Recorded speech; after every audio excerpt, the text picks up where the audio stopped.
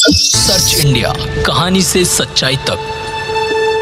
दोस्तों, हमारी लड़ाई आतंकवाद और आतंकवादियों के खिलाफ थी। इसलिए 7 मई को हमने केवल आतंकवादी ठिकानों पर ही हमला किया था। पर अफसोस इस बात का है कि पाकिस्तानी सेना ने आतंकवादियों का साथ देना उचित समझा और इस लड़ाई को अपनी लड़ाई बना ली। इस परिस्थिति में हमारी जवाबी कार्यवाही अत्यंत आवश्यक थी और इसमें उनका जो भी नुकसान हुआ वे खुद इसके लिए जिम्मेदार हैं। हमारी तरफ से हमारी एयर डिफेंस सिस्टम्स देश के लिए दीवार की तरह खड़ी थी और इसको भेदना दुश्मन के लिए नामुमकिन था। धन्यवाद एयर मार्शल भारती। मैं आज आप सब के साथ भारतीय सेना के एयर डिफेंस मेजर्स जो कि हमने इंडियन एयरफोर्स के साथ मिलजुल कर तालमेल में लिए, उसके बारे में कुछ बातचीत करूंगा। इस विषय में मैंने कल भी कुछ टिप्पणी करी थी, लेकिन आज मैं इस युद्ध के अहम एस्पेक्ट के बारे में आपको थोड़ा और पर्सपेक्टिव देना चाहता हूं। हमें एयर डिफेंस ऑपरेशन सिंदूर के एयर डिफेंस की कार्रवाई को एक कॉन्टेक्स्ट में समझने की आवश्यकता है। मैंने आपको कल बताया था कि पिछले कुछ सालों में आतंक की गतिविधियों का कैरेक्टर जो है उसमें कुछ बदलाव आ रहा था। अब हमारी मिलिट्री के साथ साथ मासूम सिविलियंस जो कि अपना बचाव करने में विफल थे, उन पर भी हमले हो रहे थे। 2024 में जम्मू सेक्टर में शिवखोरी मंदिर को जाते हुए यात्री और इस साल अप्रैल में पहलगाम में मासूम पर्यटक इस खतरनाक ट्रेंड के विशेष उदाहरण हैं। पहलगाम तक पाप का ये घड़ा भर चुका था। उसके बाद जो हुआ उसके बारे में हम कल विस्तार में बातचीत कर चुके हैं।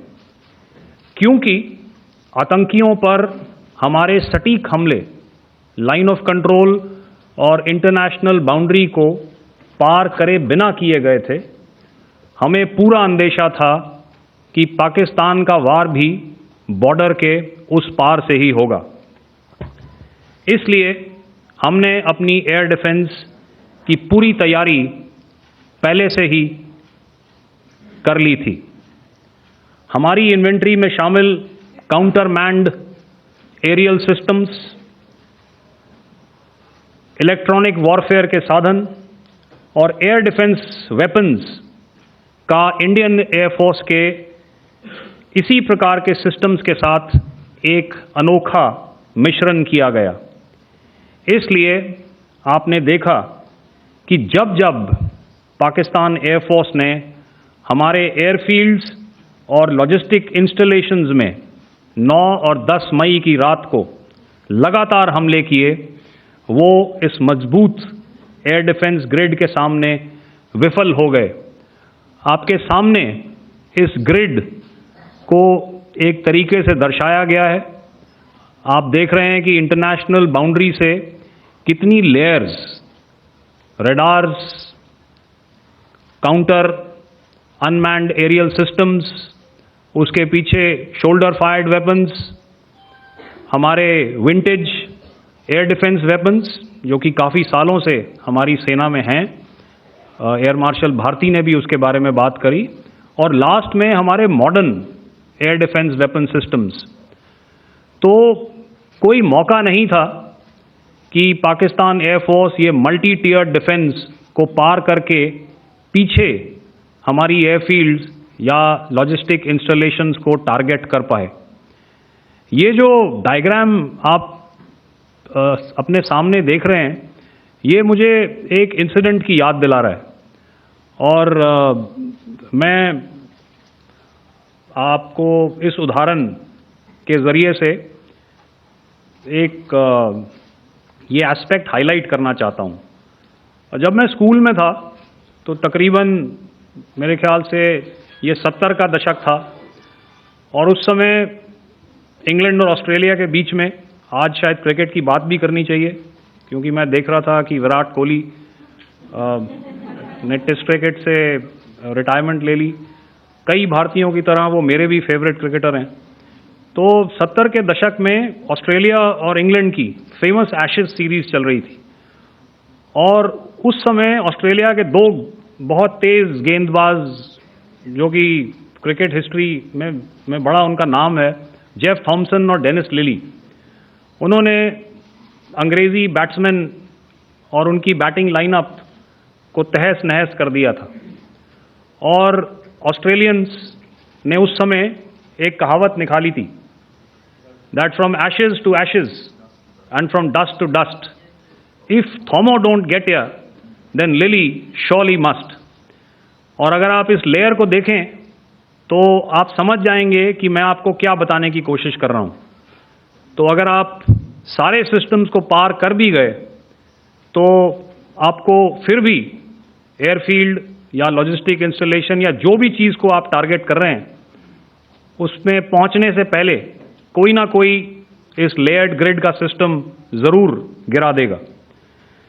जो दुर्दशा कल आपने पाकिस्तान एयरफील्ड्स की देखी और शायद आज भी एयर मार्शल भारती की प्रेजेंटेशन में, हमारी एयरफील्ड्स हर प्रकार से ऑपरेशनल हैं। यही नहीं, पाकिस्तान के ड्रोन्स और वेपनाइज्ड यूएवीज से की गई हमलावर कोशिशें भी इस ग्रिड के कारण नाकाम हुई और जो बचे कुचे ड्रोन्स थे उन्हें हमारे शोल्डर फायर्ड हथियारों से मार गिराया गया। मैं यहाँ पर अपनी बॉर्डर सिक्योरिटी फोर्स की भी सराहना करना चाहता हूँ। उनके डायरेक्टर जनरल साहब से लेकर बॉर्डर पर तैनात बीओपी पर पहरा देने वाले आखिरी जवान भी हमारे इस अभियान में बढ़ चढ़कर शामिल हुए और बहुत बहादुरी से उन्होंने हमारा साथ दिया। उनके काउंटर अनआर्म्ड सिस्टम्स भी हमारे इस मल्टी टियर्ड एयर डिफेंस ग्रिड का हिस्सा थे, जिसके कारण पाकिस्तान की नापाक हरकतों का विनाश किया गया। आपने सुना ही होगा, जब हौसले बुलंद हों तो मंजिलें भी कदम चूमती हैं। और अंत में यह मैं स्पष्ट शब्दों में कह देना चाहता हूं कि हमारी सभी मिलिट्री बेसिस और सारे इक्विपमेंट और सिस्टम्स ऑपरेशनल हैं और ज़रूरत पड़ने पर अपने अगले मिशन के लिए तैयार हैं और तत्पर भी हैं। शुक्रिया दोस्तों। सर्च इंडिया, कहानी से सच्चाई तक।